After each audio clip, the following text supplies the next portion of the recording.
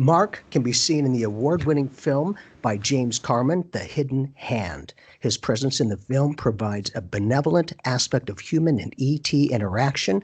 Incredibly gifted as a mystic artist, Marc can see and illustrate amazing non-physical beings through his highly developed mediumistic abilities.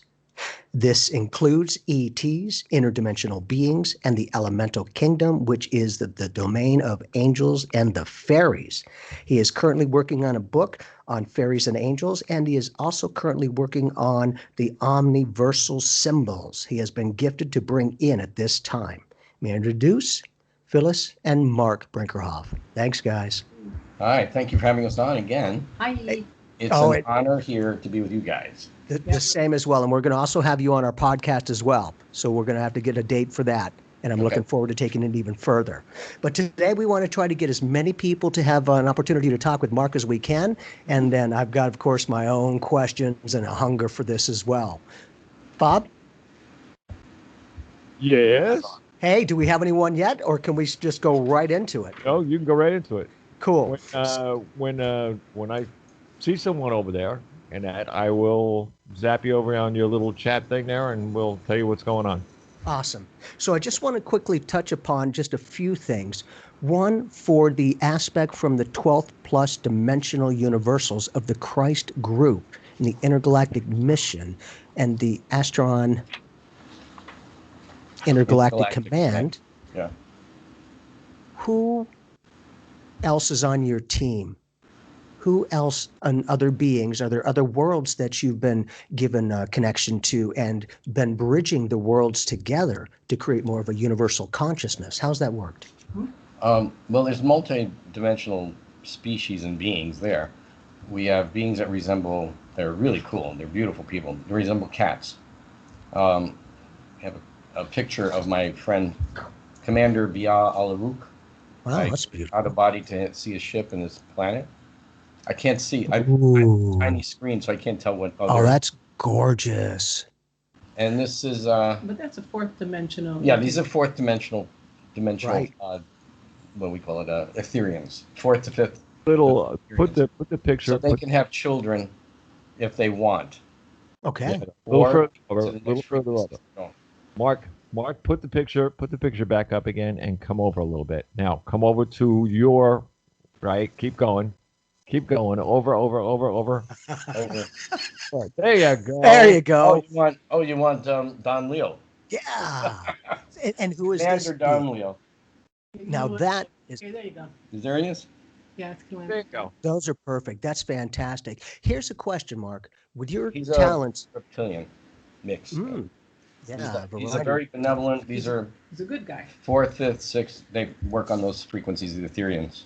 So you're kind of activating and acknowledging the fact that the reptilians, who are seen as a very challenging group and species, are also having those maybe kind of like the Earthlings, where we have good and bad as we perceive it. Oh, yes, always. But these are also another type of a reptilian blend. They're not the ones you would see on planet Earth, maybe with skin scales or something, or snake-like skin. These are different, but they do have a different kind of skin texture. If you get close up, it almost looks like I'm trying to think of honeycombs, but like six-sided little cells, very close together, and they shimmer. So I can't show that in a pastel, but very beautiful, very loving, telepathic, wonderful people. And you can meet these kinds of people on the ship above our planet Earth, the different ships we have here, with the different alliance groups. Ashtar is controlling a lot of that. He's the guy in command mostly when you see the ships around the Earth. But sometimes you have other captains visiting and commanders like Bia Alarouk will be there. This is where the ships are. We have the ship over the United States right here. And all the ships is one here north up in the North Pole area. Right. And over here is the European one. I can't tell if I'm showing it to you right. Yep, you got it. Yes, sir. But okay. The frequency that they're functioning on. And they're within the. Like if you're out of body, you can go to one. They'll take you to one frequency of that level of that ship. It's hard for people to understand that, I guess, that these craft and the ones I come from, even those other craft, the Arvanas are big and deep in space. they have multiple frequencies within the craft, but these craft over our Earth are anchored. They're like they have an anchor beam, a stationary beam that goes so that it'll rotate with the planet. It's not going to move around, well, though they can. But the one on the North Pole will jump down towards the southern areas when needed for different reasons. And I guess people might know what that means, if the Arctic area. So they do things like that for people who are out of body there. And I'm talking good people too, you know. Anybody can get to the ship if they know about it, are out of body, or ask their angels. Yeah, but not anybody. Well, I'll say you're right. Phyllis is right. The hand speaks. She's exactly right. Not everybody gets there, meaning drug addicts, alcoholics. What are we going to say here? Well, anybody that's got a low frequency. Low frequency. I was going to say something like porn, but you know what I'm saying. Well, you know. People into heavy stuff addictions that are the low energy of the negative beings that are running things around here on this planet for frequency, they can't make it to the ship. So you're not going to meet any demons or anybody bad out there. You're not going to find that. But it's fourth densities. So if you're out of body, soul traveling, you're just out of body around the Earth astrally, because I know there's a difference between, you guys know, there's a difference between astral, out of body, and soul travel. It's a different thing, the frequencies. So people are just astrally projecting out of their body from, you know, New York, let's say, and they're going to California to visit a friend. They're in their house, in the friend's house. You could still get taken to the ship if you start asking for your guardian angel, the angels, and just say, can you take me to the ship above America? That's all you got to say, or the USA, because we live here. Our friends in Europe, they could say, can you take me to the ship above Europe? That one's there for everybody. Could you go for any picture, of those? Whether the United States or Europe or any of those? Let's see again. Let's see. Okay. United States, these ships are like 2,000 miles long. Here's the thing, Mark, with you that. Jump to these also to visit a friend. They can come teleport. But if you're out of body in England or someplace like Spain, you will go to the ship that's closest there, and you'll still meet up with people, and your higher self usually Now, is there. Even with those larger ships, are those manifested from the conscious thought patterns of the occupants? Or how does that work for the bigger ships as compared to the smaller ones in that integration? Well, that's a good question. Good question. The large ships that are out in deep space, that are on the higher frequencies where I come from, and I'm sure you guys are there too, because your Oversouls are there, because we all meet up. There's a reason for this. Yeah. Our Oversouls are working out there. Those people like, you know, Bob, you, Maggie, anybody that you know that is working in this kind of field and helping out in such a way, our Oversouls are located on the high Arcana. Then the higher self aspects will be here within our solar system area to work within the dimensions to help the soul, who's at the aspect on Earth that projected from the higher self. Now, people don't know that the higher self puts the aspect down. But in my case, unfortunately, I came in, I'm a higher self, so I don't have an aspect I'm playing with here. But the thing is the reason I came that way was to bring the information I had with the memory and the knowledge and everything right there clear. Just like you remember last year vacation, I remember before I was born, Right. and where I came from, and Egypt, and places we visited when we were here visiting the But not Hopi Indians. physically. But yeah, as Ethereans, as Sure. high Ethereans. So we came and created bodies, and they still do that today. Like Valiant Thor did that, and it's a body. So those ships on the high realms, those are telepathic, creative thought form manifestations of the higher beings. All of our Oversouls, we adjust them, and we add to them. So again, remember this picture from last time? Yeah. This is just an idea. This is Frickin' really A. bigger than it looks, and this is just to give an idea. Earth, Jupiter, a ship, but they get huge. They're bigger than stars. They can be massive, and each projected little frequency-like sphere effect are places where other planets are represented or other systems are represented. So if you've never been to, let's say, Lyra system, let's say, or a system in another galaxy, you know, Calistan, something like that. We Beautiful. go to that sphere or dome effect density over there on the ships, and we can go there and see exactly what their systems are laid out on. And then you can see it, and then you can go further into planet systems, and they take you there. Now, we talk about holographic, that's what it's like. But it's not a hologram, but it is, but it isn't. Because when I had my first experience with one as a little kid, I was trying to tell my father when I was 5 years old, trying to tell him what I experienced on the ship. how I saw it, petted a dinosaur, a baby dinosaur, and what That's they showed beautiful. projected me.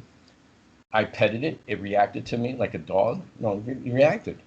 And I felt its skin and everything. And I was a little 5-year-old with the knowledge of a 5-year-old waking up on the ship. But I'm sorry, I've just got that confused. Wait a second. That's okay, but is that That eternal was my being? actual physical encounter. I'm sorry, because I've had other times where I was out of body with them in the 5-year-old mentality as I got up there and connected. So I knew I was awake on the ship in my sleeping 5-year-old, but with the knowledge of my higher overpart. So I'm sorry, when I said that, that was about the physical experience in 1958. They showed me that being When you were taken like on a board. dinosaur, yeah. Yeah, when you were taken And they on let me walk around a little bit, but basically they were carrying me because they're like 9 feet tall people, you know, they're carrying me around. But they were all telepathic and talking, and I can hear them. So I thought they were talking. So when I saw them talking back and forth, I saw no mouths moving, and I actually said that to the being. I said, I don't see anybody's mouth moving, which was my actual overpart. And he says, "Oh, we can talk, but Right. it's all telepathic here." That was a word I didn't have as a 5-year-old because I called it mind speak. That was my word for it when I told my father. I said, "We were mind speaking." I don't know, but the space people told me it's through the mind. They put me on the floor to walk around, and it was incredible.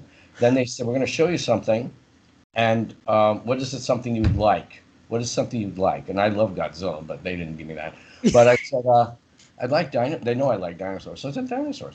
So I'm a little kid, right? I go, dinosaurs. Which one do you want to see? I said the brontosaurus, which we know today as a patasaurus. But I said brontosaurus because I like them, and T-Rex. I loved everybody. And they said, "Watch this." And they did something on this dome effect they have over there, which is a table that manifests things for us with thought. But it's when they're dealing with people or other people from other Gotta have a places visual. that don't have a total clear telepathic link. So they can see in this giant table. You can see it online at my illustrations of being taken on board or whatever yeah. with extraterrestrials.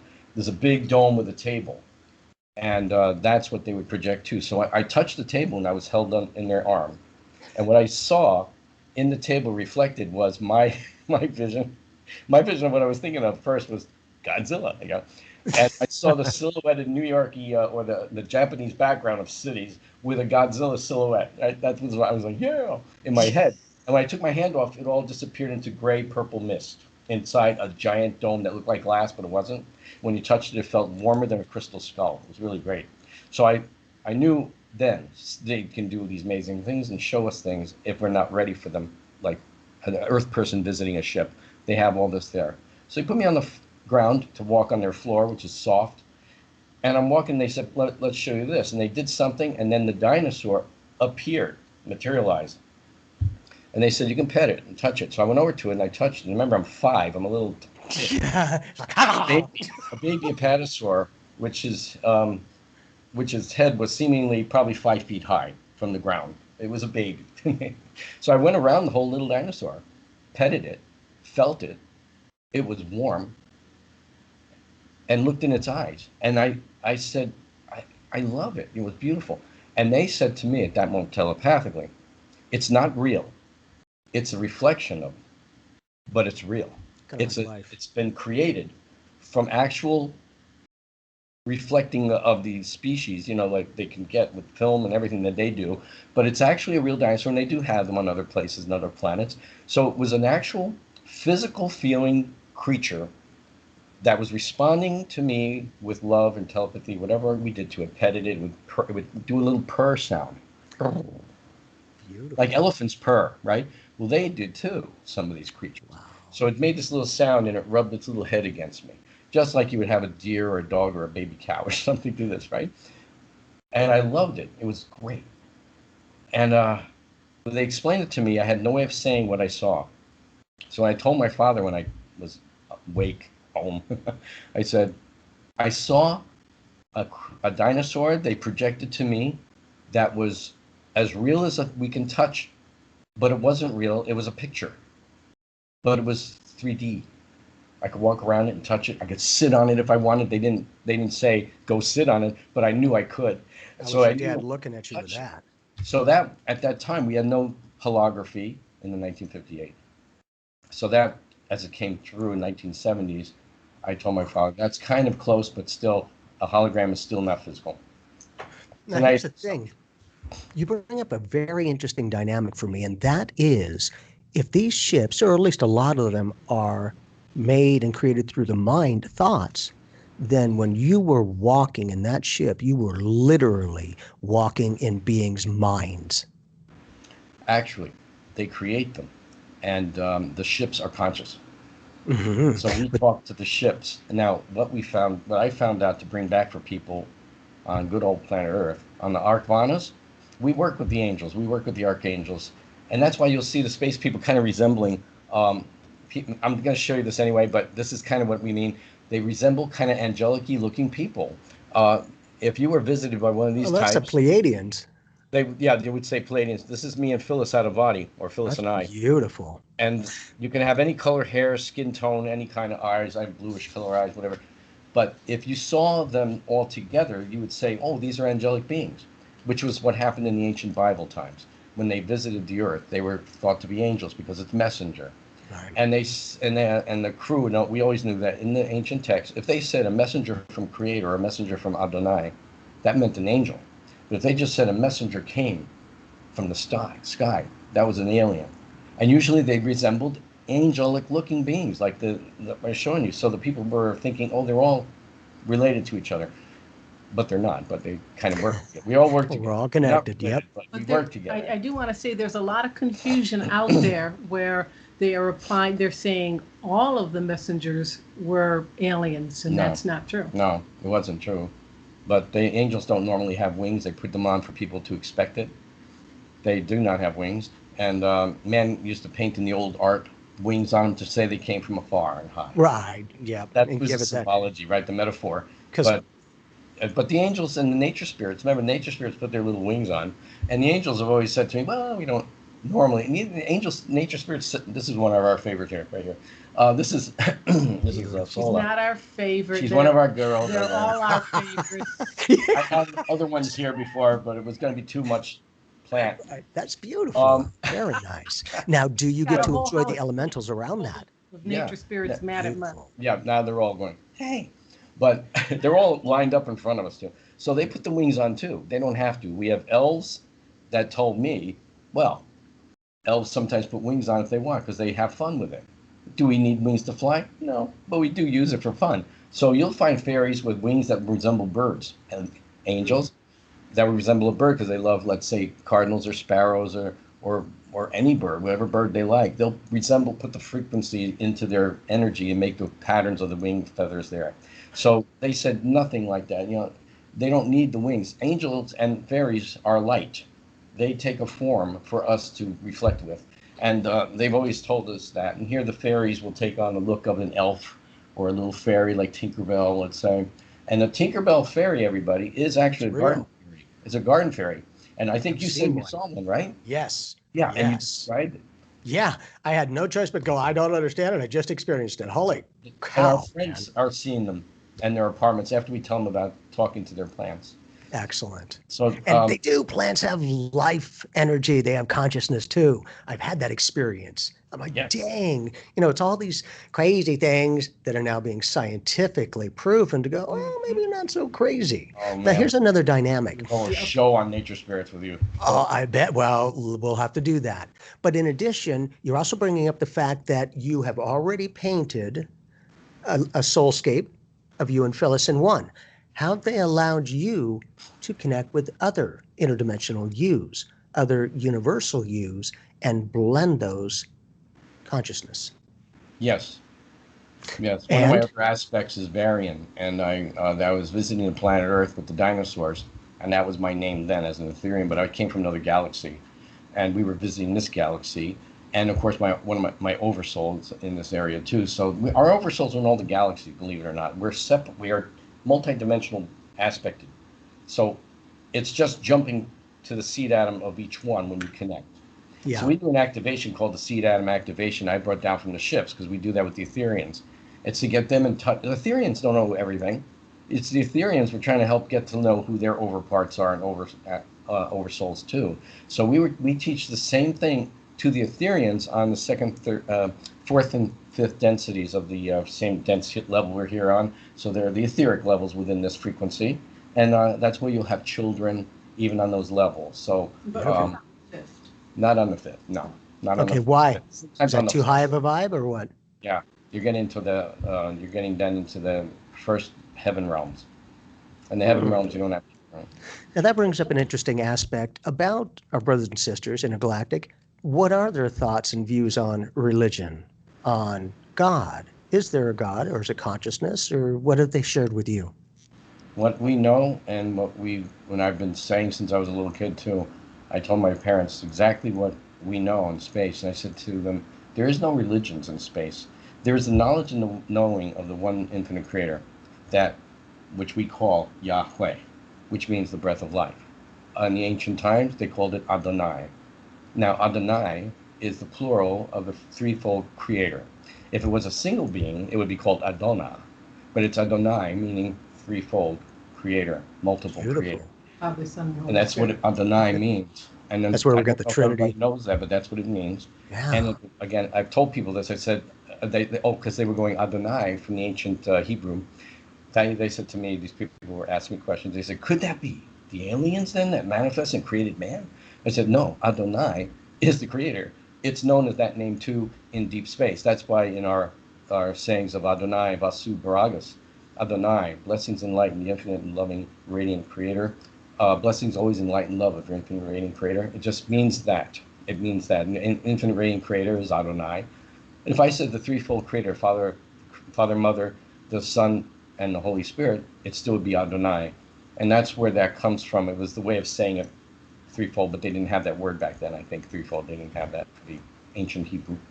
Just like ancient Hebrew or the ancients didn't have a word for cousins. Well, he's still and everybody was brothers. He's still looking for sisters. clarification for the people about non-religion, but spiritual knowingness. Spirit, exactly. There's no religion. Religions were created by the humans or people who are on their planet systems, whoever's creating it for power. Let's say power. What's the other one we use? Power, manipulation, control. Keep it coming, baby. Control the masses. Yes. Fear is a big motivator and demotivator. Yeah. So that's it. They keep them in control. But sadly, or you could say enslavement. Oh yeah. I mean, no. I mean, we're not saying that all religions. No, this planet was but the human consciousness. We're not putting down religions. No. We're just saying that they are control mechanisms, even though there's incredible truth in most religions. And it's their dogmas, right? It's just that when they start abusing it, then they take out pieces of information that would have been very useful. Yeah. Right. Like reincarnation. Well, and here's another dynamic with that ability, and you as the oversoul, apparently the future you of attainment, right? Because we've accomplished it all. Are you allowed to be given some technology, some different spiritual awarenesses to amplify and connect humanity? How is that? What are some of the rules and regs around that? It's kind of that prime directive from Star Trek.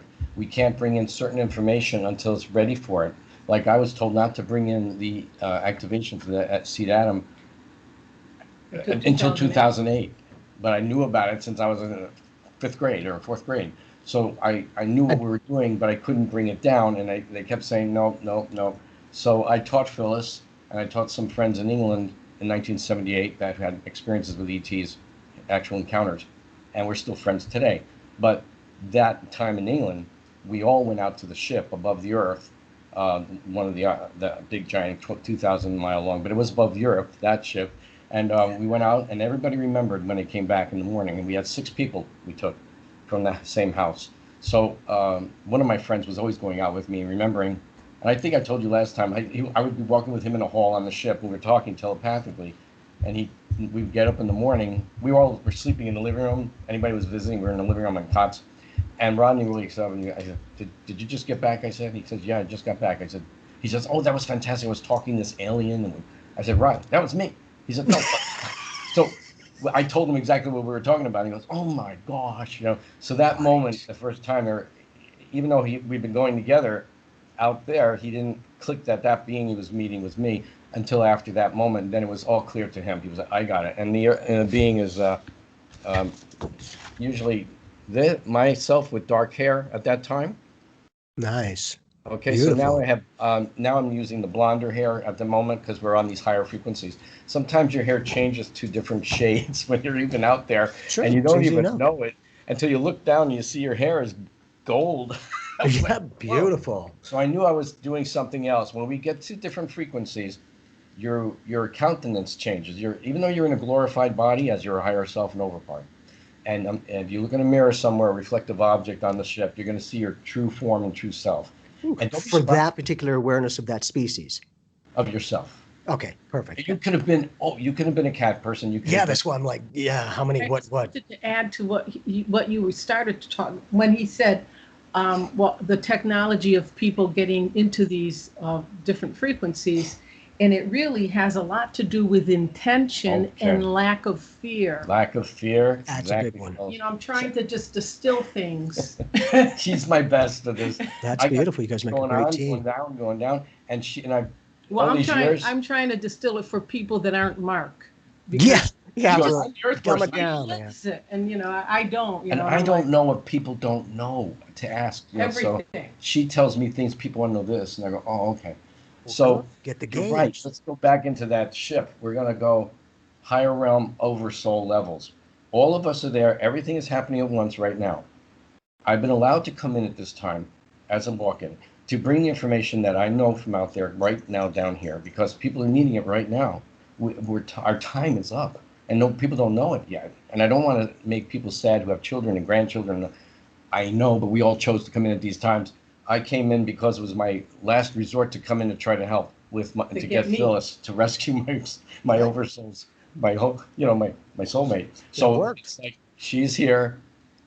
Oh my gosh! And so many times they had us connect in such a way without a body and everything before I met her, and have a vision of her in '76. I met her in '78. So I knew who I would meet, but I didn't know where or what her name was. I didn't know. I just knew what she looked like. So, and they guided us to New York. When we get to those ships, there's so much knowledge of things that we can't explain. Like I know things out there.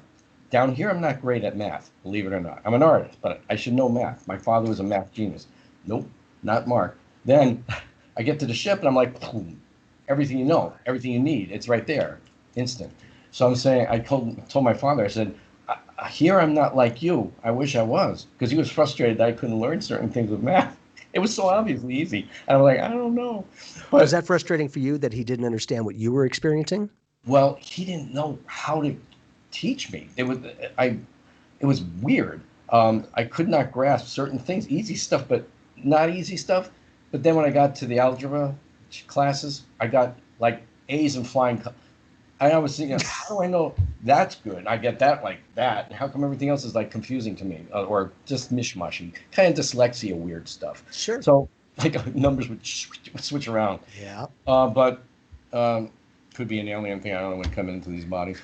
But remember, all things are happening at once. All time doesn't exist on this dimensions where we come from in the over self realms and over higher self and over soul levels. It's all there, and you can actually go from one aspect of yourself to the Akashic frequencies, which are a little lesser than the 12th frequency, but you can go within them all. They're melded within all the frequencies of the Akashic. That's why it's easy for someone to be a psychic here on Earth and tune into Akashic frequency that's right here. It's right here with us. It's here in frequencies, and it's on all the frequency levels.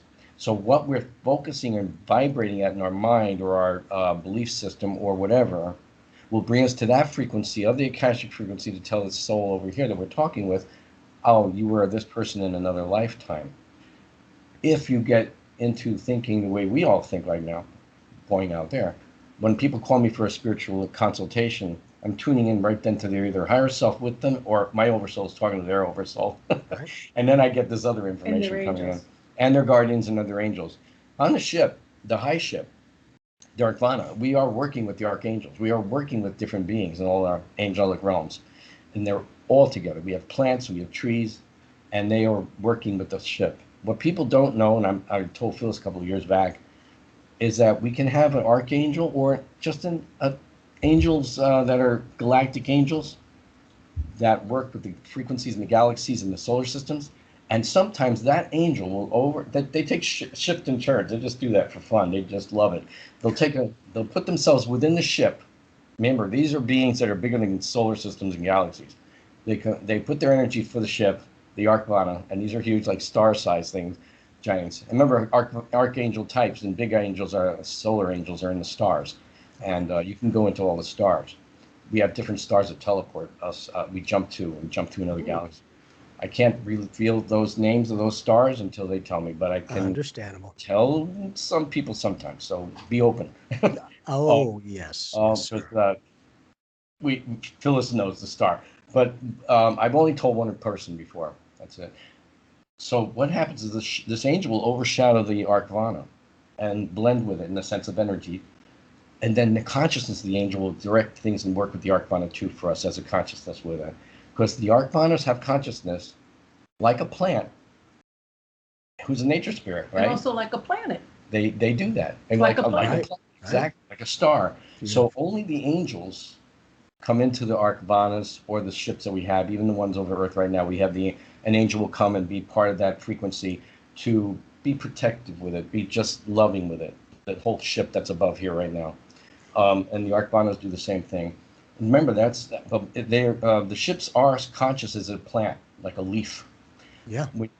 We create them with layers of consciousness and love, and we project where we're going to show what system, and we project into realms that we make and create there. Not just me, others. We do a focus too. Teamwork. There's a word. Yeah, there's a word that'll go out on the ship, and we'll do all focus. Everyone focus to this imaging, and they show us the imaging telepathically, and you just say it is, you got it, and everybody focuses, and boom, it appears on the Arcvana in another area. Okay, so I'm just going to say one thing. So Yes, a lot of people can get the mistaken idea that we're co-creating, like with God. And so then we begin to think, oh, we're divine. And that's where a lot of the confusion comes in the New Age. Because, we're doing some pretty amazing things at the higher levels of consciousness. I just wanted to throw that in there. It's great because That's beautiful. I was telling some friends, we have one of our omniversal symbols that represents the infinite creator as the threefold creator. I shared it, what I saw, but it's hard to explain until you see, I think when you see this image. But the creator, speaking with Yahweh and Sananda, said that which the creator has created is the omniverse. The creator is outside of the omniverse as well as within the omniverse and all that was within it, including all of us in our heart sections. Wherever we have the heart, that's the spirit of the creator is within us in that way, is that spark. That's the spark I waited for to start the heart beating when I got into the body, into my mother. I had to wait. I waited, knowing that there was a connection being made, and then all of a sudden, little heart went. So creator does that through that way. So we have this, the creator is within the omniverse, in the omniverse. It is the omniverse. It is outside of everything it is. Everything it is. Inner, outer, and all in between. Yep. In and out, right. So creator and Yahweh and Sananda, when I did the symbol, connected to me to say it in this way. We envisioned a circle. In the center, I had 3 dots. The Father, Mother, Creator, the Son, and the Holy Ghost, the Holy Spirit. And the Son, again, is not meaning boy. It just means the family, children, the sonship. But he is the creator. But he represents all of us as the aspect that comes towards us with a face, with a body to talk with us on those levels we're all working on. You got to give him some visual. It's the personal aspect, right. But he is the Son. But he is also told me, Sananda's told me, I do not know everything because the creator, the Father, Mother, Creator, holds certain things back so that he doesn't know certain things until he's connected again when he goes in. So when he's with us, he's left back. He can't say everything. So we know that about him. He's the most humble, sweet, beautiful being, powerful. With a funny personality. He showed me the circle. Yeah, Again, a circle. 3 dots in the center. So I drew that. They said, this is the omniverse, that which is created. Creator is within it all, including the outside, where I drew the circle. The outside is the infinite creator, which is impossible to understand because it is everywhere. And they said, now you got to visual it. I am everything. That, the circle with the 3 dots, that which is all manifested creation, everywhere. I am that, meaning all density, all levels. And then it goes, I am. I am that I am. The Creator wants us to know this. We create nothing with our mind except that's what's been created already, that Creator has put forth. We know nothing about the outer circle, that I am. Because Creator and Sananda and the Holy Spirit are that. Only those 3 are there. They're the only divine beings. That's it. They know everything that's going on outside and inside the circle. Angels and humans, angels and souls, angels and aliens, anyone, only know what's in the manifested circle with the 3 dots. And this is sort of a teaching didn't want to bring out. I didn't bring it, but time, I feel you should know this. Because we were going to debut it in the book. So just sort of, you know, I think that many people watch this. It's okay. We don't know. But excellent. If you ponder it. It's really I've pondered. Teaching. It was amazing. And when I told people, only one of our friends, I told one of our friends was like, oh my God, I got to contemplate this and sit on it. And she had a vision. She was crying. So I was crying because of what I saw through the mind of Sananda. What he showed me, he said, that which is created, only that which is created by that, let's say the circle metaphor, is what's in it, created by Creator. Everything you know and everything that's ever been, everything you could think is there. We are not thinking and inventing anything that hasn't been Creator's first put there. So we come into an area of frequency where maybe we're out of body, or we have a vision, or we have a knowledge of things we never knew. It's still what was put there by Creator, and we say we put an invention for it, but it was the Creator first. So Sananda said everything inside the circle is that which is manifest, and only angels and all the souls know it. But anything outside that circle, no one knows except Creator. And that's where we as souls, as children of the Creator, are not divine. We are an aspect, we're the children of the Creator, but we're not divine. The 3 divine being is Creator, Mother, Father, Creator, the Son, and the Holy Spirit. That's the only divine being. So if we say we're divine-like, Creator knows what we mean. Meaning we think on that level. We think on that level. I want to jump in and say one thing that's in a lot of people's minds right now. Okay. Everybody goes, well, if the Creator created everything, then, you know, did it create evil too? And so the way I want to address that, because I know it's out there, it's being thought, is that Creator knew it could be created if the free will of a troubled child, you know, started to manifest these types of things. But am I right? Am I saying the right thing? Yeah, the Creator knows everything, so it knows when the children are going astray. And it knows that a child could go astray because it has free will, because that's its greatest gift to us. People. And the angels, everyone has free will. And the angels. And so when they go astray, they can, you know, do the things they're not supposed to do. Yeah. But it's not that God created the evil. It's that the being that went astray. They thought selfishly. Didn't do the right thing. And Creator knows what we're thinking before we think it, right? And I know that. So it's set up an answer. I know that's a difficult concept because people are going to want to fight us on that. That's okay. They're going to say, no, all the evil was created simultaneously. And No, it was created by the thoughts of the beings. And notice it's allowed to be. Just started it too. Remember, they started their little couple of the doubts that they were trying to say, are we better? See, they intuitively know about the outer circle. That's beyond it. And they want to know that, and they can't. Creator that's a barrier for all of us, souls and angels, according to Sananda. That's it. That's manifest the universe. Let us create beings in our image. All that is soul, spiritual energy, etc., like form of man. Have you ever heard this teaching before? For me, I'm listening. I've heard. If you've ever heard this particular teaching before, because we have never heard it. Not on Earth. Not exactly like you guys are sharing. Nope. But it does have a lot of insight and information, and I'm loving that. You're recognizing the truth. Your oversoul is going. You feel it. So we've had people at our lectures, and they go, "Why does that all feel familiar?" After you said, "I've never heard of it before," and it's because you know. I'm here to wake. I'm trying to help people wake up to the true aspect of them and get off the 3D dense. You accidentally muted yourself. Mark, if you would unmute yourself, there you go. Perfect. Perfect. Yeah. Sorry about Troublemaker. that. It was. I ask a question real quick, Mark? Yeah. Do you mean, now this is something that's coming through on my cell phone, by the way. I'm getting text too. Oh. The thing is now you had said that the creator knows what we're thinking before we know. So before we know, they know. Okay. So then real-time thinking is not really real-time thinking. I love it. We are on all dimensions at once. Hard to explain, I know. I mean, I look at the thing and I say, oh, okay. But it's true. We think we're thinking.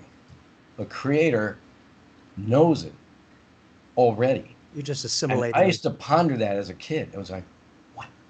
So, but you already know what I'm thinking, which means it knows when we're thinking bad things, it knows when we're hating something, it knows when we're, cursing out somebody in our head or whatever. And that's why Sananda said, just keep repenting in yourself, which means we call it perpetual repentance. Oh, I'm sorry I said that about my brother and sister.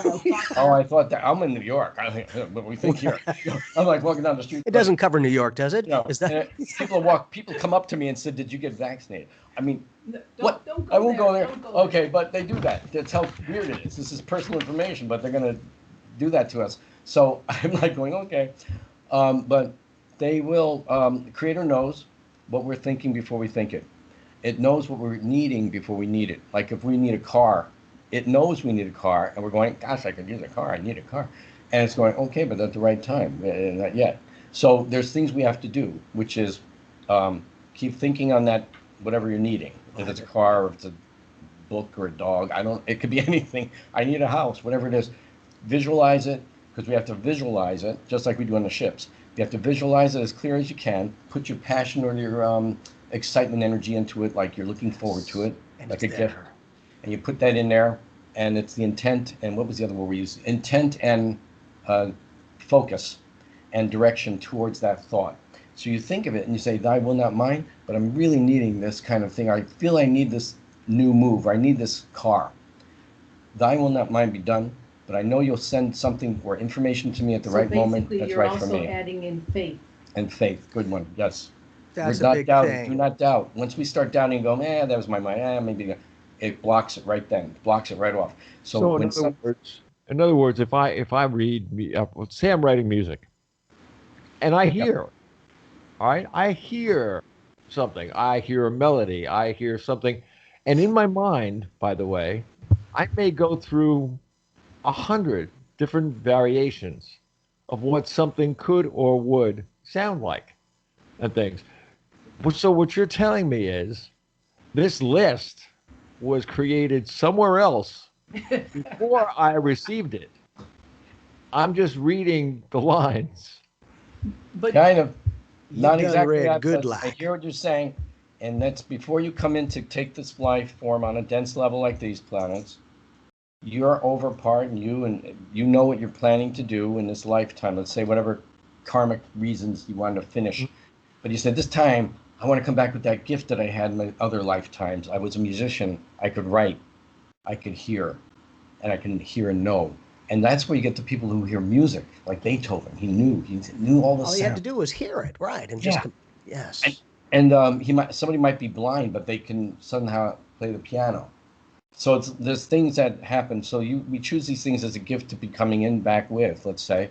And that's when you'll be attuned frequency-wise with your higher self to that music level or the genius math level, whatever we're coming in at, and you will be able to tune into that, and just with your love and passion for the music that you feel or the musical instruments you're playing, you will connect right to that frequency, and that's where you get the music writers who hear the music and go, I gotta write down. Or, that comes right to them. But not to discourage the concept of the fact that we do create.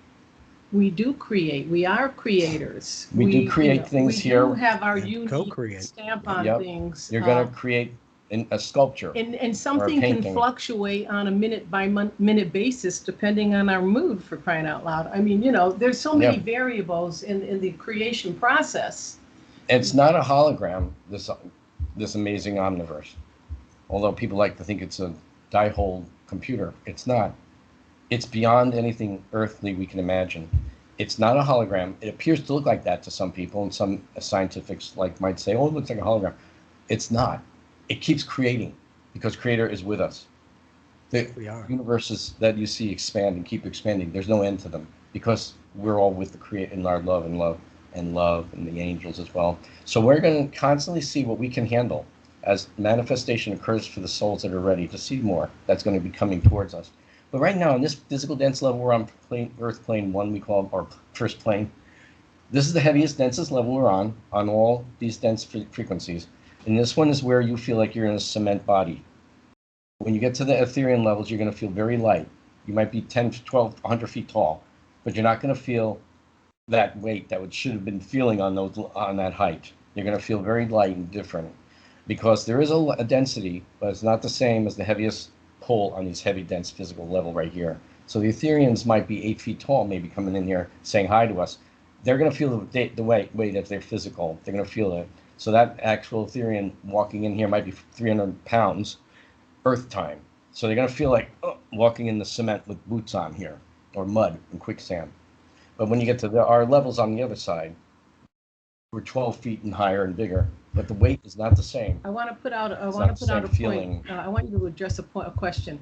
I don't believe I have the question, but I think it is, if this planet explodes and no longer exists, as the entire universe will eventually do, tell them what still exists.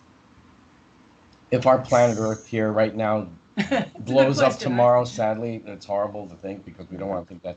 If the physical density blows up of this planet right now, the ethereal structures are still there, and the Ethereans are still there, but their planet that they're on, the ethereal frequency of it, will have an earthquake and heavy-duty effect if this planet ends up blowing up. But it's not as easy as that, according to what I'm getting my crew and friends are saying, because the ethereal densities will get damaged, just similar, not blowing up, but they'll be damaged because the frequencies affect each other.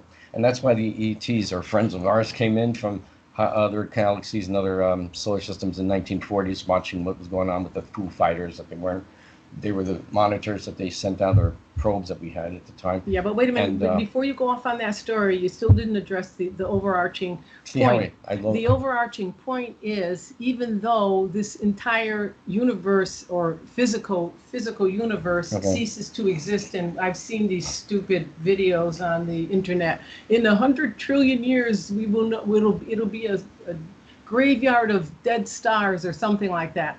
And so I know for a fact that the galaxy that Marc and I met in, that's why we call ourselves the Assyglian group, doesn't exist any longer. It no longer exists. Yeah, I've never heard of that.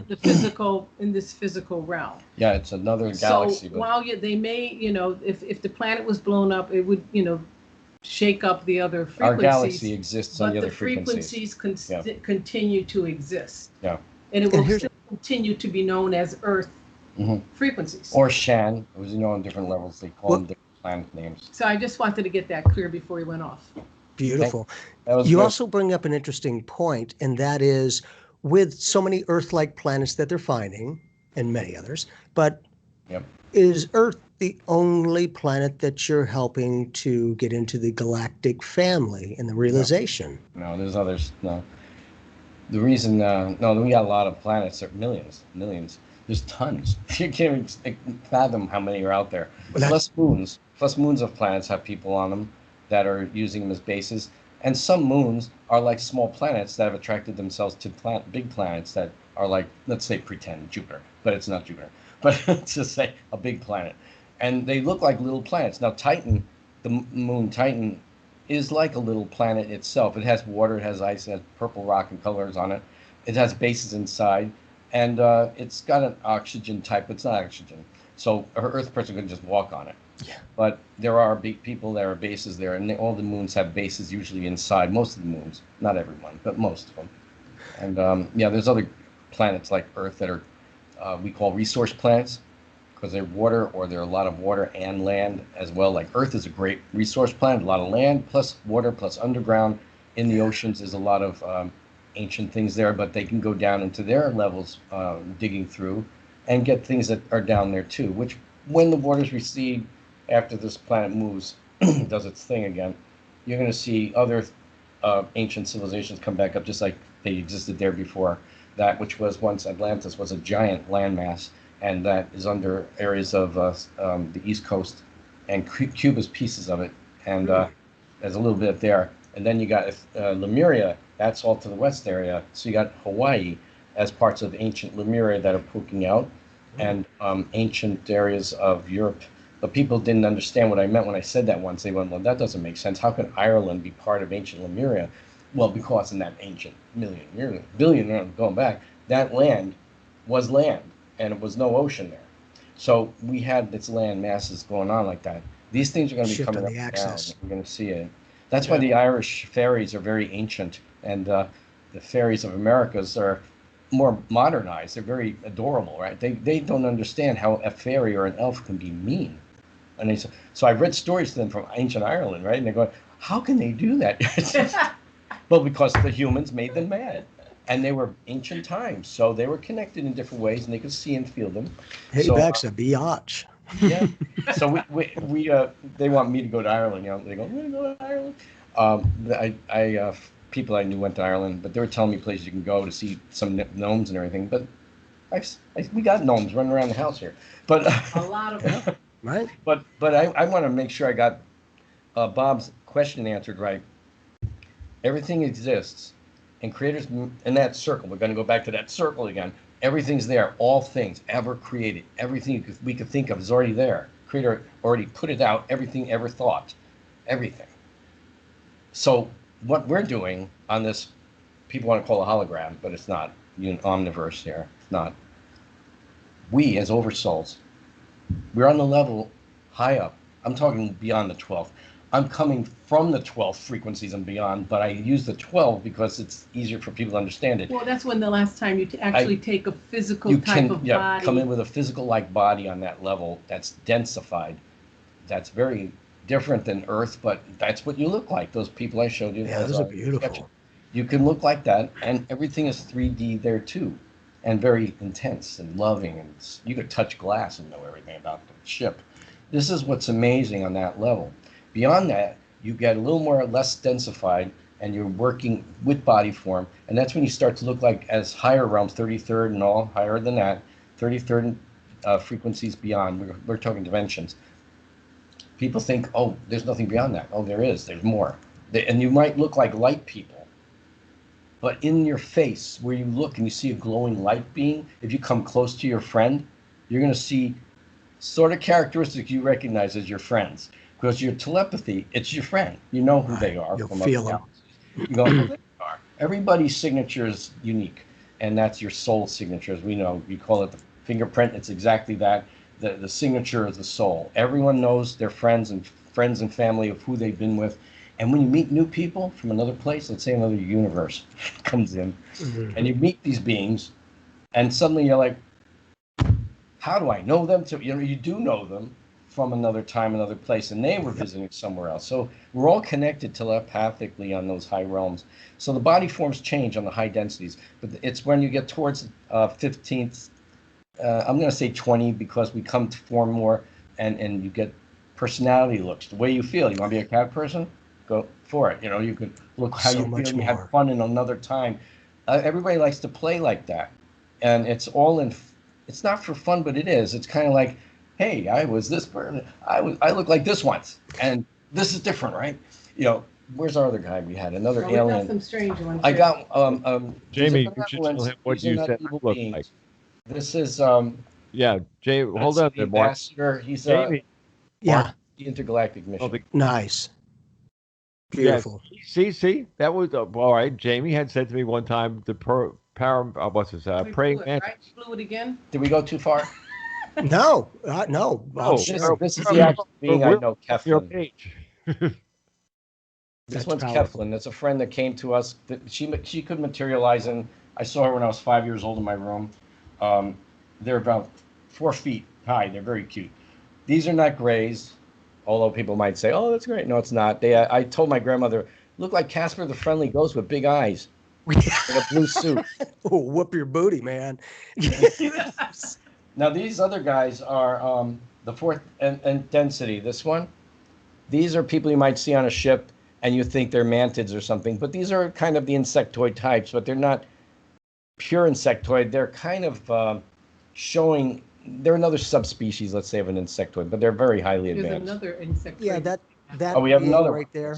Yeah, Oh. that is one of the people I know. I call them the peaches. They're the lighter color. They're not the gray color. They're lighter, and they're taller than, at least to me, the ones Which that I've one? met are taller than four. Insectoid The type? one on the eyeball looks like a gray. On the other one with the blue background, not that one. Yep, that one there. That one on the right there with the big old almond-shaped eyes. Yeah, that one I've seen a number of times. I'm like, Oh. man, there's Yeah, so many different ones. Like, Right. holy Some people might think that might be a gray if they didn't know. They could make that mistake. You know, yeah. if it was black Right. eyes, they'll say, "Oh, that black eyes." No, this one is this is your typical gray effect. Mm, I've seen these that's guys. familiar. They're not all evil, but you know. And this is the mantid type. These are called.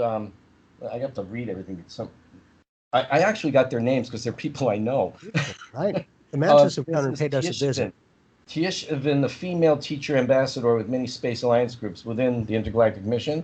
She's the Balian race from Vela and Corina constellation in our galaxy past a star called Marquette. I like the way they tell me that. Past a star called Marquette. I was like, And make a left at. and make a quadrant. Okay, works on the second, third, and fourth etheric dimensions of the first plane, which we're on now.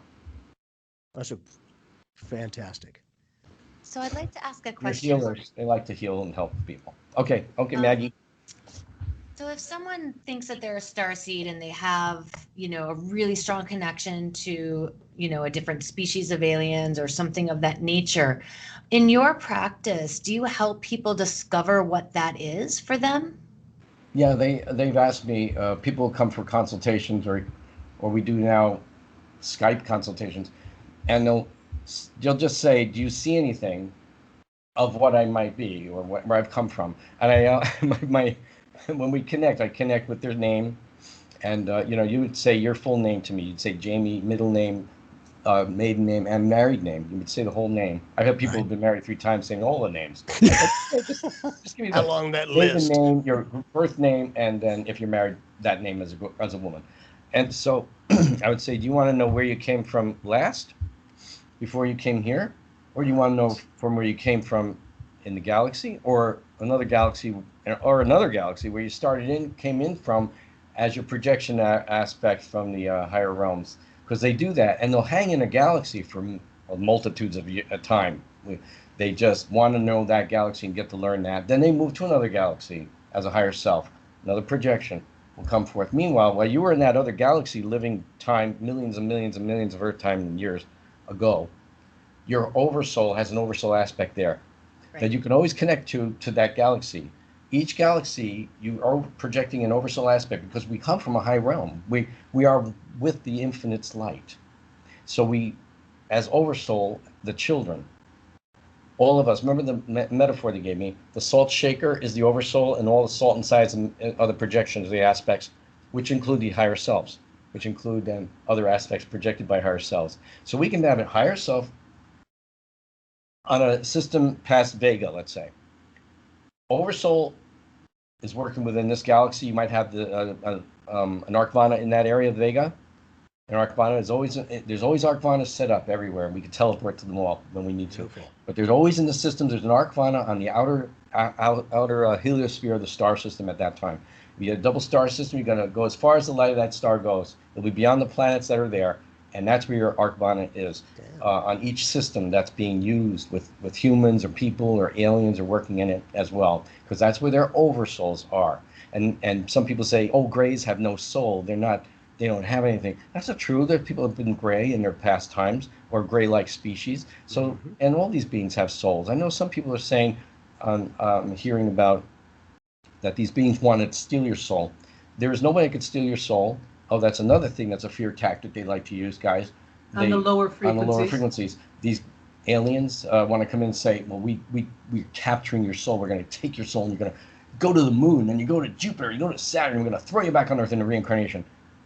I don't know where they're getting that from, but that's not what goes on. So there's a fear tactic going on, and I'm going to tell you where it's located. On this first density level, within the frequencies of this hellish realm that's mixed in with us because it's a low density, and that's where they've projected themselves and been sent to by the infinite creator. Creator created the dense levels that we're on right now, and within the etheric, just within some of the etheric, this heavy dense level we're on, number 1, we call plane, first plane, because there's second plane, third plane, fourth, and seventh around all planet systems on a planet. After you get past the planet, which is like its energy field, you're going to have multiple energy frequencies above that. That's the cosmic and the universal levels as well, and the celestial levels. So until souls break free of their planet system, where I'll say planet Earth, let's say now, you got to break free of that frequency in learning as an aspect who's been put here, and call out for your higher self to help, because you connect to your higher self when you're out of body and higher realms as well. And you get instant knowledge from your higher self, what's going on. So you suddenly come back with more knowledge. But the higher self may not know everything either. Exactly. That's another one. All higher selves do not know exactly what's going on the higher frequency. So I'll give you an example. Seth Speaks, Jane Roberts. Okay. I went out to meet Seth. It's Jane Roberts' higher self. Okay, I just wanted to say one thing And first. he did not have the truth. Mark whoever he has ever wanted to meet, he's met. I'm telling you more information I've ever said before, I think. Name somebody, he's met him. Paramahansana Yoga. I went to go, yes. All of them. I went to go check out everybody that's on the other side that would be a teacher. A teacher, right. Everybody I could find. Guess who I couldn't find? Mohammed. I couldn't find Mohammed. Did they say why? I found Okay, that's enough. all these guys. Say nothing else. I will say nothing. Say nothing. We'll I talk found off. that weird. I was doing that when I was Okay, 12. but you were talking about Seth. I know for all the people that follow Seth, sorry. Jane Roberts Sorry. was manipulated too, because I met people. I don't know if you were with me yet, Phyllis, but I met people in 77, 78 Okay, I want to. that worked with Wait a minute. Seth I just want to and say, saw the shift. in deference to Seth Speaks, I like Seth though. I like the book, but not when I'm I talking about first Jesus. when I first found it, when I was in my early 20s, it was revelatory.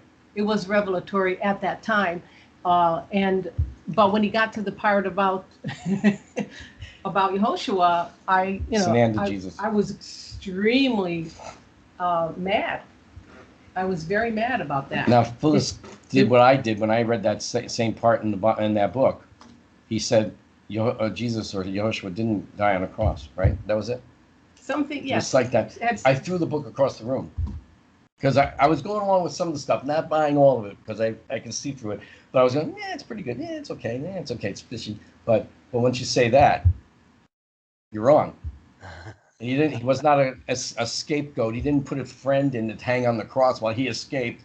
That's not creator. That's not what his job he would do. And it's not what he would do, period. It's not him. So when they say things like that, So that is basically, manipulating. you were saying that you went out and you had a word with Seth. So I went out to talk with Seth back in 1973. And I knew, as soon as I got over to Seth, I said, I knew it.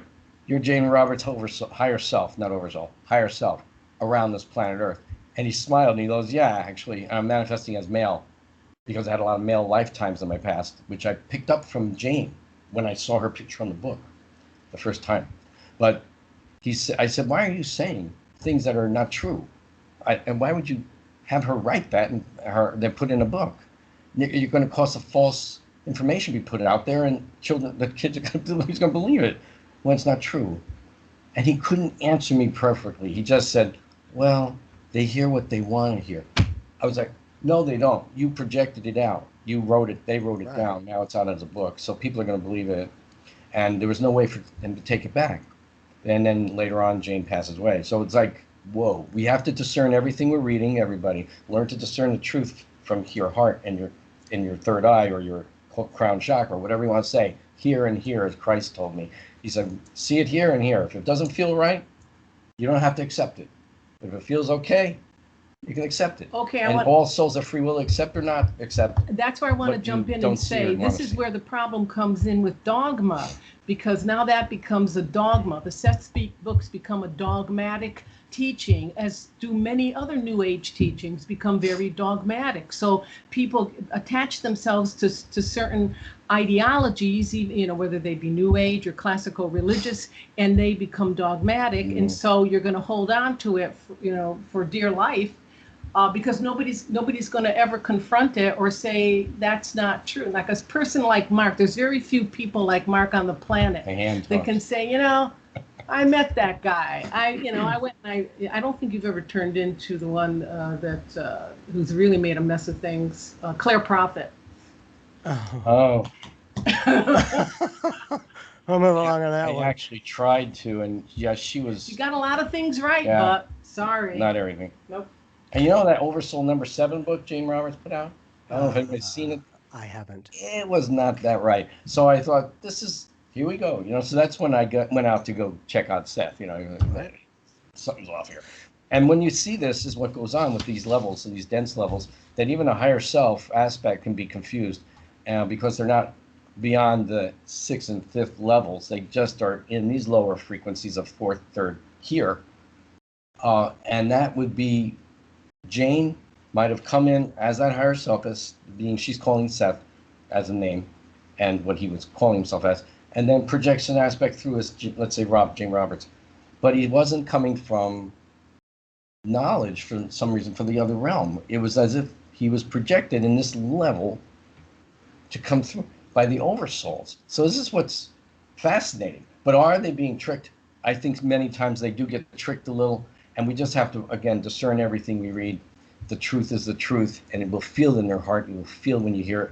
You'll hear it when you hear it. And that's what's happening when we're talking about these things. They go, I never thought of that before, but oh my God, it made sense when you said that. And I said, I'm here to wake it up. I'm just trying to get you guys, everybody out there, to just tune up and start listening, because you're going to see things happening on this planet that you've seen in other dimensional spaces and other galaxies.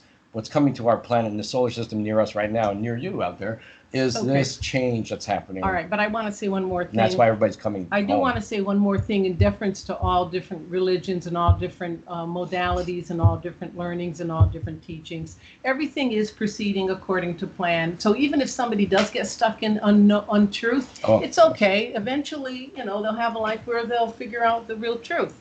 You know, so we don't, you know, we're not saying that, oh, you're doomed for eternity because, you know, you blow one lifetime. No. What we're trying to do right now just putting it out there. It's true, though. What we're trying to do now is just one of our things that we're trying to do. Wake people up, get them stop coming back to this dense level, plane one. Stop reincarnating back, because a lot of times you don't have to. A lot of times people just bouncing back because of children, family, great-grandkids, or feeling with the family and friends they want to hang with, and they come back, and there's no real karma they've done anything evil, so they just keep coming back and learning in that way. Yes, but I do want to say that gives the lower astrals another chance to mess them up and have them create karma. You see, this is really, it's like a, what do you call it, one of those gerbil wheels? The wheel spinning around. Hamster wheel, yeah. So you really didn't, you can't, like probably like I was in the beginning when I came in to help, and then, you know, I probably incarnated as a man, and when you incarnated no offense, Jamie, as a man, and everybody out there, in a primitive planet, and where all power is given to you, you think you're not going to abuse it? In these low densities, they do. You know, just think about it. You know, think about, 50 lifetimes ago, if I was, an Egyptian or something else, you think I wasn't going to fall in line with the veil still in place, with what all the men were doing in that society? Yeah. It's just the way it is. We have to give ourselves credit for having been manipulated. I've been on planets where the women are in charge, and that's a real cool planet, because the men are like their protectors and do not dare do anything to the female. Do not dare anything. So you're their protector. And I remember being with my Phyllis on the other side, and we were out on this other planet system, and we were exploring it purposely to see what's going on down there. So I had to come in, and she came in as she's female, so she came in that way, but a lot of times you can be androgynous on those high realms. but you could pick any sex you want to be in. But we came in, and we knew their history, we knew what they had to do. And like Earth has, what do you call it, paternal, running everything, kind of everything is in charge by men, and God forbid anybody does anything want to get condemned or something, you know, or whipped or whatever. So in that system, we knew what this system was about. And there are people. So now we want to think of Amazons, right? You know, like well, that's real. But imagine the Wonder Woman effect on another planet, and it was beautiful. These were wonderful people, great people, but you could see what was going on. They made decisions that were incredible, not about war, but they sure knew how to affect a fear tactic if needed. So if another species or people came in from another galaxy or something, they knew how to protect themselves. Believe me, it wasn't like only the men. No, everybody fought. They did everything. But when we came in, we had to take on the personality of what they do. We look kind of similar to what we look like. Not exact, but a little bit similar to the people as humans looking. And I remember some people came that looked like a threat. I could see them. We're telepathic, but they think we're like them. So we were doing playing along. We're spies, basically. And when these other beings came and these other people, I remember them looking very hostile. And the first position I took, because this is the position they want you to take on that level, on that planet, was to be down, not on your knees, but almost like Native American, half squatting down, ready to go and jump. That's and I blocked the female. That's the way that they protected. First, you do this whole down block, and we're big people. They're not little people. They're tall. So the thing was, I did the whole positioning, so that they knew that we know you're something. When you're onto us, you better be nice and friendly right now and set us who you are. And they came with, they had things like spears. They had things like that. This is another planet. But it was a fascinating experience, and I told Phyllis about it, and how that was the protection and the way that the males were supposed to act with the females who are single and alone right now. If they're alone walking with a group, you'd be an outer protection of the group. But as a single one, you're going to take stance right in front of them, and usually you're bigger. And so they're behind you, they can escape, and I'll fight them all off, that kind of thing, if they're bad. So it's these systems exist, and these planets exist like that. So the Wonder Woman is actually real. She is a person like that out in space. And I know people who love Wonder Woman as a goddess, but remember, there's no other creator above ours. No gods and goddesses. They might look like gods and goddesses, and we can. I know they mean it affectionately, gods and goddesses. Well, you know, but, just to be clear, you know, it means powerful person. If you know, the Bible has been interpreted in a particular way down through time, where Yehoshua did say, "Don't you know ye are all gods?" And we don't know if that interpretation is exactly what he said, but we believe that he was probably referring to the fact that we are all oversouls. No, he told us that. Well, he did tell us that. Okay, but I mean, I just wanted to. He said the word speak to the confusion of that being quoted from the Bible. Yeah, when he said that, don't you know you're all gods? What he meant was, don't you know you're all powerful? Because the word God in that ancient time was like they would say, refer to Caesar as a god among men. That's the word they were using. That's what it represented, the God among men. So if Yehoshua says, don't you realize you're all gods? What he meant was you're all the aspects and children of the Creator, but you're not God, but you're powerful. But we understand how it got misconstrued down through time. Yeah, so it got misconstrued, and that's where people start thinking, aren't we God? And that's where it's like, no, we don't do that. You know who thought that and tried to pretend that, and they got cast down. So we're trying to stay away from that thought, because Creator knows our thoughts and knows our heart. So it knows when we don't. Do we ever let them get a word in edgewise? Sorry, no, that's beautiful. No, it's because I've got so many more questions. Because that's, you know, it ties into the molecular structure of receiving thought patterns within the cellular structure of what we have as the physical body, connecting and referring to Dr. Masaru Emoto, who did messages from water. And so with your intergalactic travels, to me, as you've got that conscious thought, because it's thought patterns that affect the water structure, literally create geometric shapes, your body is now vibing intergalactically. Yes. You have now all of those vibrational patterns within it. My thing is, just like Dr. Masaru Emoto was able to take pictures of it, let's take pictures of it. Let's see what in the cellular structure is happening with that unification. It's a, That'd be cool. You have to freeze the crystals, right? Yeah, exactly. Yes, ma'am. Exactly. We knew somebody worked for him a long time ago. She worked there, Miss Shiro. Yeah, it makes Yeah, she was a friend of a friend that worked in a lab there, and she saw all the things. She was like, amazing. I bet. Amazing. She's now living somewhere in Arizona with you guys, I guess. But there's something I got to tell everybody. This download right now. Again, they're just reminding me, hey, I'll tell you this. Since all is happening at once on the high realms, and just because you're individualized here and the focus you're in now is as our name, whoever we are as personality, that's individualized focus, what we're doing. And when we leave this planet, when whatever happens to our body form, whether we get teleported on a ship or if something happens and we're killed in some way, you are going to have the consciousness you had as you had here leave your body. And what you know now is what you're going to take with you to that next realm. You think you're going to be aware of amazing things of the galaxies. That doesn't happen that way. You have to program yourself, and you have to ask information when you get to the other side. But the thing is as much as we can learn on this density right now, and that's why I'm here, I think, to help people, because we call ourselves the hit and run aliens with our lectures. That's good. We hit them with all the information we can throw at them, because I don't know if they're going to invite me back. So I go, and then we leave. Let it all and then fly. Going, like that. What happened just now? But the activation became the most fun thing to do, and people having experiences. But still, I feel I have to share these informations now because the time is now. Time is up. I had a vision back in 1978 what was going to happen and how technology was going to change. And when it came to the technology we just see right now with things in our ears, with the phones, they said, time's up. It's it.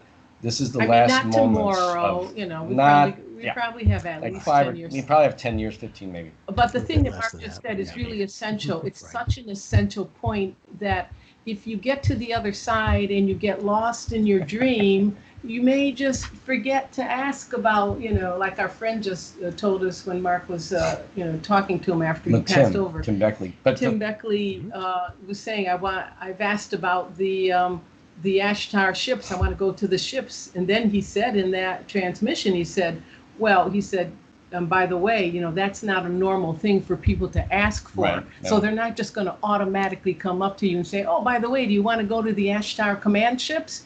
So basically, I know it sounds silly, but you're right, 100% right, that people have to cultivate like an idea of what they're going to be aiming for once they transition from this reality. Mm-hmm. You just almost like you need to make a plan. You need to map it out. It's a program to the subconscious that we do. And to get out of body, right? If you're programming yourself to get out of body, soul travel, to get to the ship above Earth, you program it. And if it's an average person with limited psychic ability, let's say just an average person out there working. And I told him, I said, if you program yourself for about a week, you'll find within the week you'll be out. If it's a person like psychics or people with spiritual enhancements and all, maybe 3 days. You'll just program yourself with a nonchalant energy of, "Thy will not mine. It'd be great if I do. I hope I do, and I can't wait." Things like that. And then say, I want to see, feel, taste, smell, hear, and touch everything. And you're going to program it. So when you get out of body and you're on the ship walking, suddenly you're waking up in your aspect higher form, let's say higher self form, you'll be walking on the ship, because usually you'll connect in, and you'll be walking, they'll wake you up. They know your program, Well, right? not everybody connects in, Marc. No. Sometimes because a lot you're of people get to the other side and they're on the third, they're in the third they're heaven. here walking around. And they're going to be just like they were here. Yeah. They're not going to have that whole idea. Well, you're going to get out of body to that ship. You're going to look similar to what you look like on Earth if you're astral traveling. You'll look like us, whatever you look like in a mirror. Mm-hmm. And if you're fat, you might not be so fat. You might be thinner. So if you have a crippled leg and doesn't work right, it works fine on the other side. Things are like that. Yep. But if they wake you up, your higher aspect will wake you up to, in your consciousness of the amount of body right now, I was dreaming, oh my gosh, I'm not dreaming, this is real. Now it's lucid. Then I want people to say, oh, a chair. Or, first thing I say is look down what you're wearing and push your foot into the floor. Stomp it if you have to a little bit, tap, tap, tap. You'll feel the cushioning of the floors on the ships. And then you look down, you might be wearing a space boot. Or are you wearing sandals? You might be wearing a robe, whatever feels comfortable. But if you're part of the crew, you'll find yourself wearing a spacesuit. If your higher self is part of the crew, in any Know way, who you're dealing with, right? yeah, you'll be And you don't have to wear a name spaces. tag. I'm always out in spaces. I'm like, I don't know, you're somewhere. But you gotta. The main thing is, I say, touch things, go to a window, or effect, touch a chair. If a person's standing there, hug them. I've done that. It's great. You just hug them. You can feel every portion of them, and say, I will remember everything I see, smell, taste, touch, feel, and hear. Excellent. And you program it. We until gotta wake have up you. to have it. We gotta have you guys back on another show here, plus on the podcast. Would love to have that because I've got so many more questions. Oh boy, that's Tip of the fun, iceberg. right? Jamie, did I answer? So Did- bad. Did we answer your questions? And Maggie, did we answer Beautifully. your questions? Yes, definitely. So I'd be like, oh, we're getting you back. Man, there's so much more that we can let others listen to get some insight, gain a different perspective. Oh, Sometimes- Jamie. Yes, oh my sir. Gosh. I just remembered what I was going to tell you in that moment when we were talking about that. Everything's happening at once, right? We know that, right? It's all happening at once on those levels. Or here we are here, right? And the more you concentrate, the more you work, and the more you try to find out more information, and the more light you're pulling in light, you are transmitting within the frequencies of all the frequencies to the higher realm. We are not just a brain. We're not just this computer. We are multiple frequencies within that frequency right here. So you're not just thinking, oh, I'm on first plane level and third and fourth etheric. No, you're within it all. You just haven't woke up to it yet. And then we do those activation things. You open up to the beyond the 12th. So this is how, or all of us are. We all are here. We all have this multiple dimensional brain frequency that we're doing, or computer frequency, whatever you want to call it. Right, sure. And I just wanted people to know that. They might think, oh, I can't think like that. I'm not like that. We actually are, but you're just waking up to it, and you're graduating slowly. Don't force it. Don't drugs. Don't force it with ayahuasca. Don't force anything with exercise to push a kundalini. It all comes naturally as the soul awakens, as a child's coming through. These were tests put here that came through with the lower ones who want to manipulate people. Activate a chakra before it's ready. Activate kundalini before it's ready. It's not an evil thing, kundalini, but it can be manipulated by them to cause things that they can manipulate the person out of body as well with. So we have to be careful. Creator told, and Sananda said, everything is acclimated the way it is to be in that body with that person. And as they graduate slowly in their frequency and understanding, each gift comes to them as a gift and awakening. These are gifts that come through, but we are not to force those gifts. People forced kundalinis. I heard a new person that did, got launched from her top of her stairs in her house way to the bottom of the stairs because it came through her feet. Boom, like that. Shoot. So this can happen. And when people get hit by a car or a truck, and you always say the shoes are over on the side, but the body was like 10, 20 feet away. You know what happened? In the shock of the hit with the truck or bus or whatever happened, the person was killed usually. They got launched, but not just that, the kundalini frequency launched through their feet from shock, from the adrenaline, from everything. It launched through their feet, kicks their shoes off, actually, physical shoes, and launches them as they got hit. Poof. Now they were launched out of body. Right. And that launch effect kicks their shoes off, or one shoe. Somehow one shoe gets kicked. I don't know. But just think about that, guys. This is things happening like that. Now you're twisting my brain. Okay, so calm down. Oh, we've got so much more with that because that's a lot of great insight. And if we can give people more information to at least be aware of, doesn't mean they have to accept it, but a different perspective can give you, that different vantage point. And I appreciate what you and Phyllis are doing and sharing this insight with other people. I think, like I do, it's not always easy because not everyone understands it. But then again, right, I've always said, oh, I'm only a nut job till it's validated, huh? The crew said we're for the few and not the many. So the few who hear will hear. The few that don't get it confused, but maybe they hear it. They still hear it. And they another lifetime, Yeah. get to more play time. with the songs of the souls, man. That's the beauty of it. Big time. So definitely you guys will be on. We're going to have you back soon if we're okay with that. And then we also want to have you on the podcast because I've got a lot more flavor for that stuff. Oh, yeah. Phyllis, We got. Thank you, guys. We really have to put all this information together. In a book? Somehow, so far now we got part 1, we got part 2. Okay, now there's going to be a part 3, or a copy of yours could be part 3. And more. and we just stick them right together in a row so that people can just click on each one of them and then as they go through and without having to get a book or anything, or download each one of the copies on their own computer. Mm-hmm. Yeah, That we're was really revealing a having a- lot of information because Yeah, time's up. It's a lot. Yeah. We're not. We're really trying to hold- write we're this not stuff holding back. No. We're not holding back. No, I was told not to hold back anything from here and there levels, so to help Okay. people get home. We want to get them home.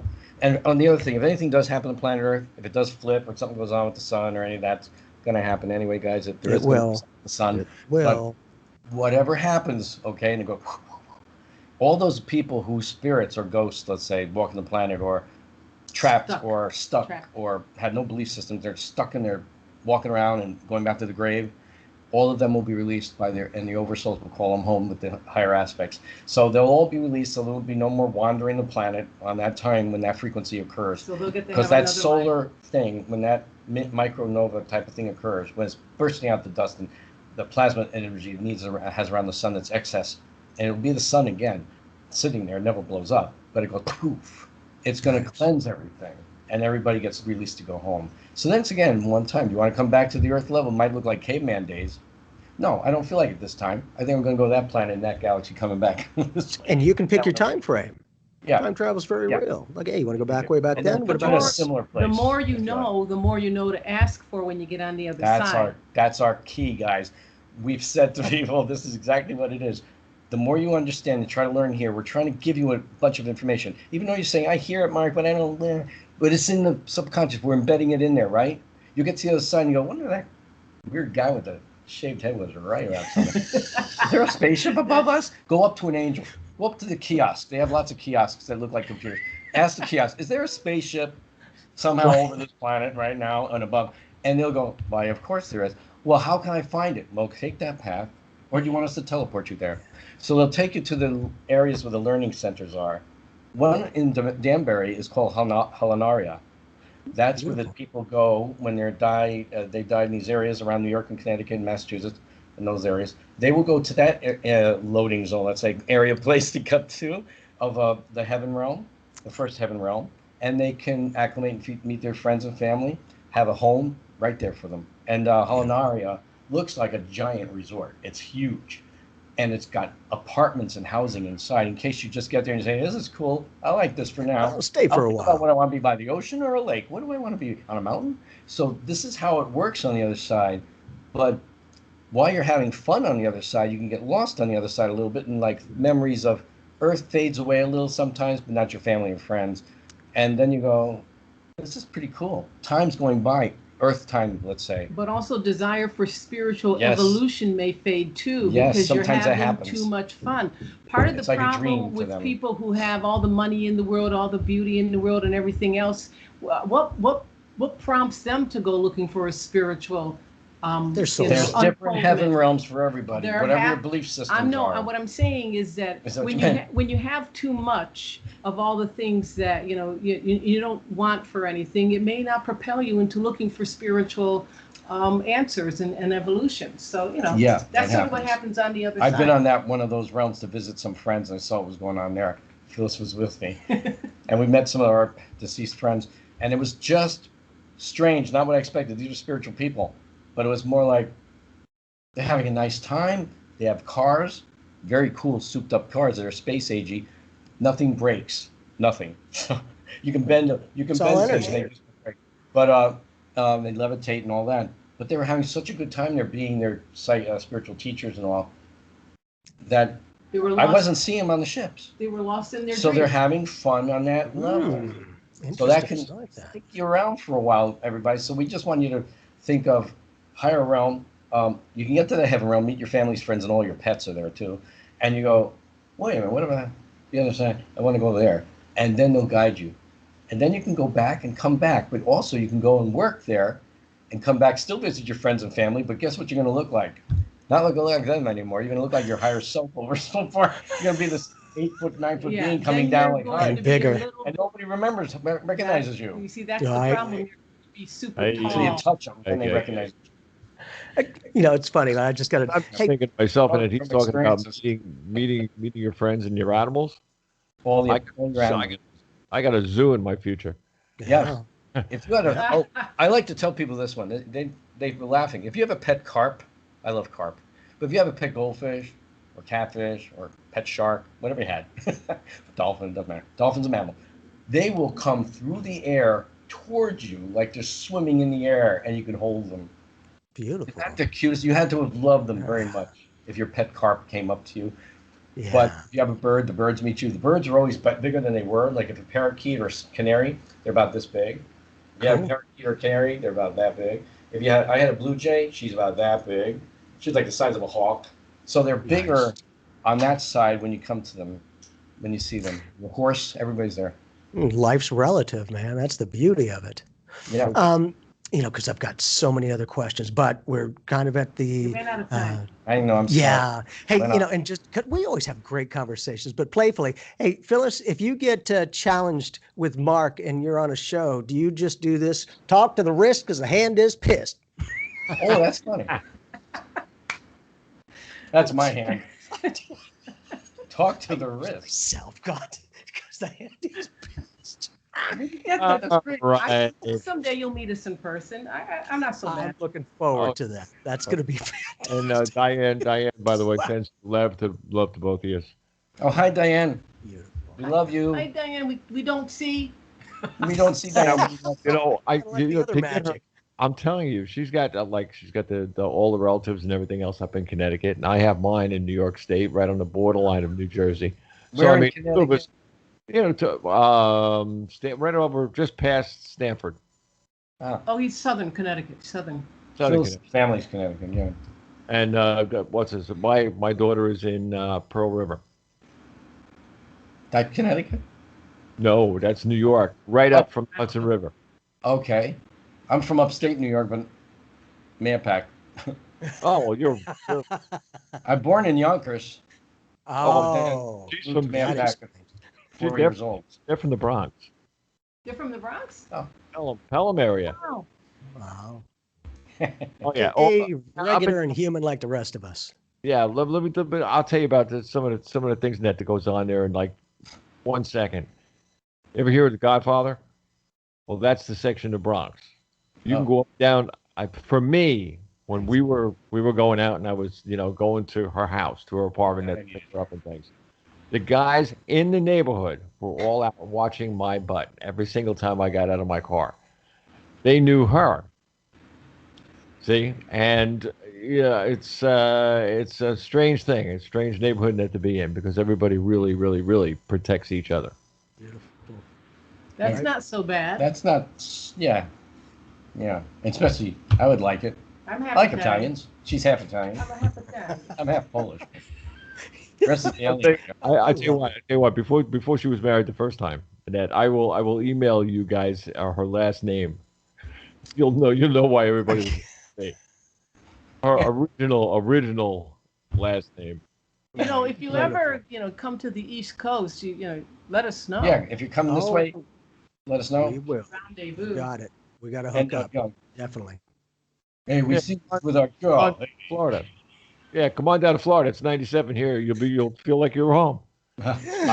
Humid here. It's pretty Yeah, God. I almost died in spoiled. Phoenix. I almost died in Phoenix. I was pumping gas and I almost died. Yeah. The lady inside the booth was laughing at me. I kept coming over with a brag going like this. And this just kept pouring down my face. I'm trying to pay her the money for the gas. And even though the gas had an awning over it, I was like dead. Phyllis was in the car with air conditioning.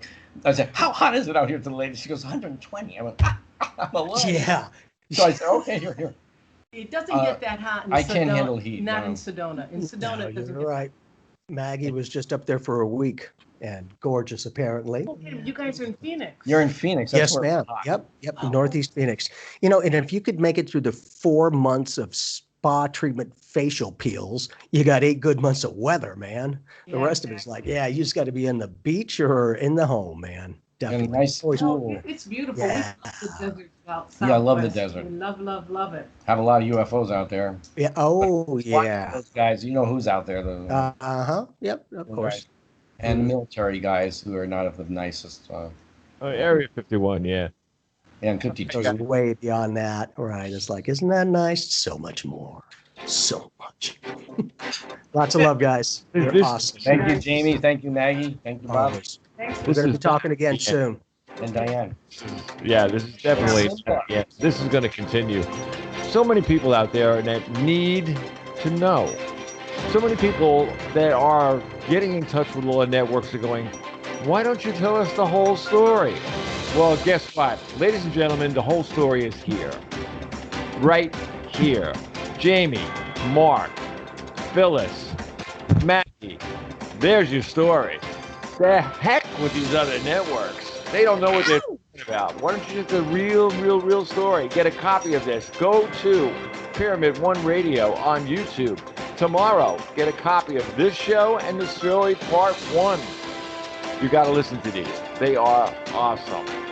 Till then, God bless y'all. Bob Charles.